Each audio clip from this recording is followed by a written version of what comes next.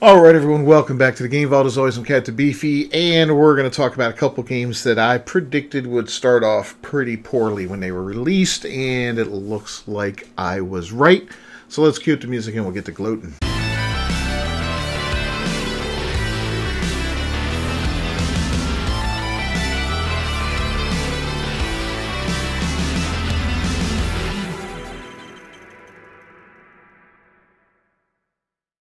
Alright, first off, Sweet Baby Inc. developed Flintlock. The Siege of Dawn releases to abysmal player numbers. I knew this one would be DOA. I mean, it's just another black female protagonist, probably a lesbian, set in some kind of funky world, and just uninspired gameplay, and just really, really boring. And I'm sure there's a big message in there from Sweet Baby Inc. Well, it looks like gamers have sent a message back, and that message is F you. We don't want to play this kind of garbage. According to Steam database, to SteamDB, the game peak concurrent players in its first 24 hours after release only hit 648. This is a brand new game. Not only was the number of players abysmal, but the game only ranks 85th on Steam's top sellers list, indicating that people are not purchasing this game. So right now, at the time they filmed it or took this shot, 468 players out of 648 24-hour peak. It's really not that good. Yeah. I have a feeling it's just going to kind of meander along a little bit and probably slowly fade and fizzle out. I believe it's on sale, even like 10% off or something on its day one release, like $35 or something like that. I'm not 100% sure on that, but it's no surprise that the game's not being purchased and played, given Sweet Baby Inc. worked on the game.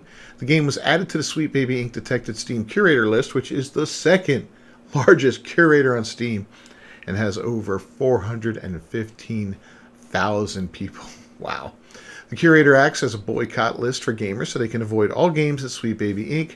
has worked on that are available on Steam. The list has expanded to include other non-Sweet Baby Inc. games, but push the same woke ideology and DEI agenda as Sweet Baby Inc.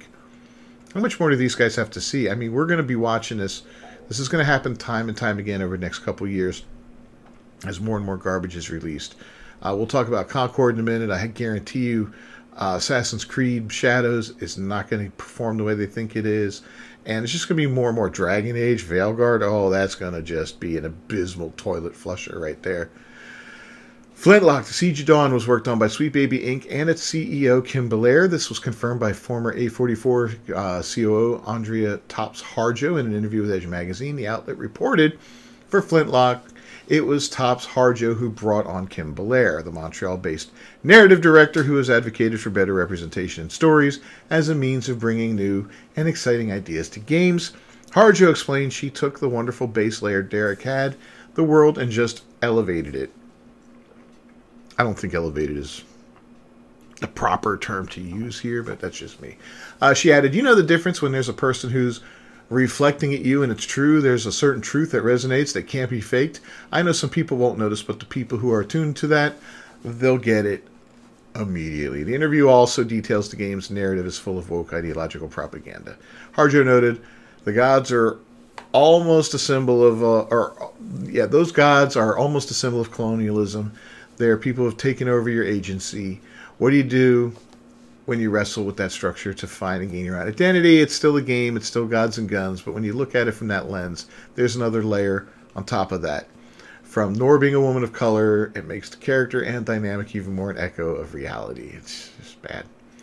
Furthermore, a rumor from World of Warcraft team leader Mark Kern indicated the game was overrun by woke.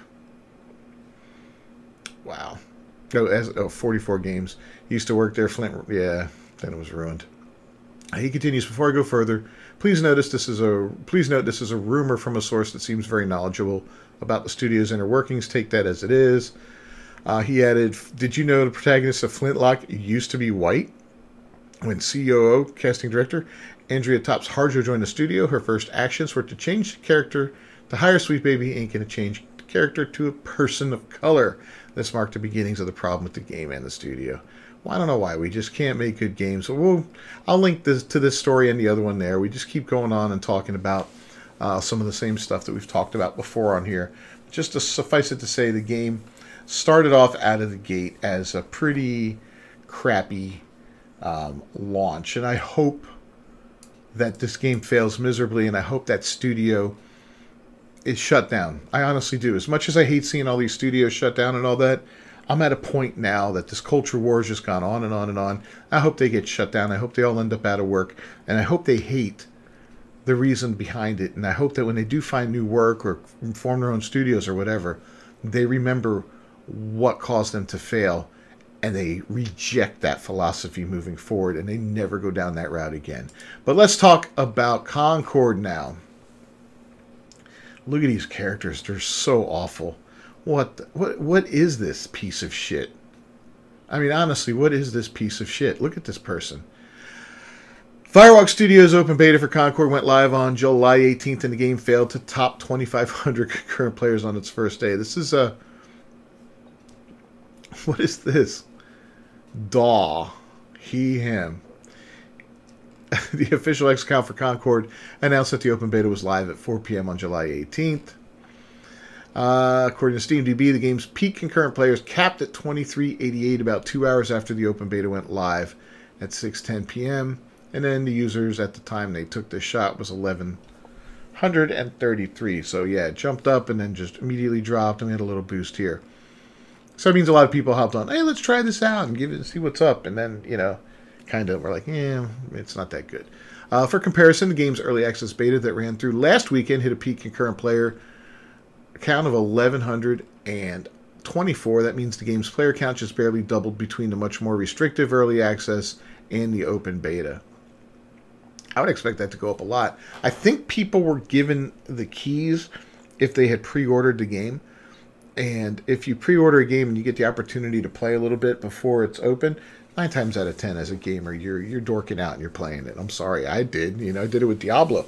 It's like, well, I'm going to play early. Well, why not? You know, I'm going in there. I'm doing it. So if this is how many players were in the open beta, then I don't see this game selling. The YouTuber Endymion also notes that the open beta is currently free with the open beta, but will have an initial price tag of $40 when it's officially released to the public. He wrote on X, this shit is free and it can only get 2,300 players. It's dead on arrival. It's no surprise that the player counts for the game are so low given a negative reaction to the game's spotlight in the PlayStation State of Play presentation. Back in May, the presentation revealed that the game was a 5v5 multiplayer team, sure, and it would feature pronoun nonsense and the DEI designed characters. In fact, Firewalk Studios director of IP, Kim Crean, so it's always women, man. Get them out of gaming. Get them out of gaming. Let's get guys back into gaming. Guys built the gaming. Guys built gaming. You know, get us back in there. Let's get this ship set right, and let's make some good games again. Because these girls, they just want to push all these weird woke ideologies. They want to lecture you, and they want to make you feel bad because you're in the patriarchy and you're white and you're straight and you're a colonizer and you know, give me a break. These women are too soft for this. She detailed every character brings their own unique personality, skills, and wide-ranging perspectives to the crew. Every week when you log in, you'll be welcomed with a new cinematic vignette that will give you a chance to see our characters off the job. Wonder how long that's going to last as this game's numbers just continue to fall and it fails. They will feature ongoing narrative arcs that grow the character stories and relationships and unpack the broader Concord galaxy.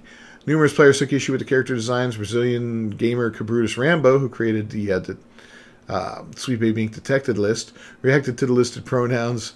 So the effing robot has pronouns in the next Sony game. Okay. And yeah, that's really stupid. He has pronouns. And then, yeah, literally a playable tank. There's Lizzo, you know. It's an awful looking game. When I saw this game, I had I couldn't have been less interested in it, you know. From the character design to the type of game it is. First off, I'm not into these 5v5 multiplayer games, 4v4, whatever. These online looter shooters with heroes and all that. I am not on board with that type of game.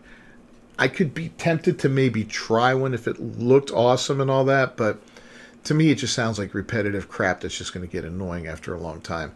And then when I saw the characters, I was just mortified. I'm like, yeah, I just saw this one today, and that's one of the worst I've seen. But we saw this clown earlier, and we saw Lizzo before, and the stupid robot that looks like I don't know, looks like a trash can. Yeah, there's Lizzo, and there's another one that had undecided in its bio for its pronouns, like undecided. Just woke nonsense, man. There's no room for it in gaming. Anyway, let me know what you think down below. Did you think these games are going to be successful, or like me, did you think they were going to pretty much be DOA when they came out? Now, time will tell overall. When Concord gets a full release, we may see 5 million players daily, and it just grows until every person living and dead throughout history is playing this game online. But I doubt it.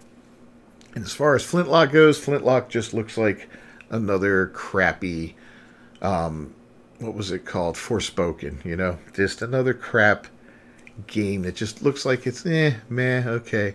Nothing really new to bring to the table, kind of boring. It's a Souls-like in a market that's flooded with Souls-like games that, you know, nobody can match the original, you know, nobody can match From Software on what they do in these Souls games, but you know, some other people have come out and put out some pretty good games that are similar to it, you know. So, but this doesn't look like it's it. Anyway, leave a like on the video. Don't forget to subscribe to the channel. Ring that bell for notifications. I'll see you all next time. Until then, peace.